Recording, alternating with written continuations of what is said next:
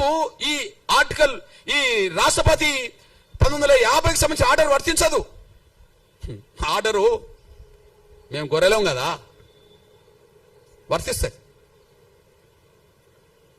దళితులు వాళ్ళు గొర్రెలాగా భావించుకుంటారు. వాళ్ళకి వీళ్ళకి వర్తిస్తుంది ఆర్డర్, వాళ్ళకి వర్తించదు. మీరు చెప్పండి, ఇది వివక్షత కాదా? అసలు ఆర్డర్ రాజ్యాంగ విరుద్ధం అన్నా నేను. ఆర్టికల్ 14కు 15కు విరుద్ధం, సమానత్వ స్వేచ్ఛకు విరుద్ధం, ఆర్టికల్ 25కు విరుద్ధం, మత స్వేచ్ఛకు విరుద్ధం.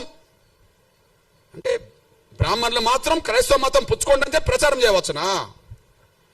కాపులు, కమ్మోళ్ళు, రెడ్డోళ్ళు క్రైస్తవ మతం పుచ్చుకోండి, ఇందులో గొప్ప ధర్మం ఉంటే ప్రచారం చేయవచ్చునా?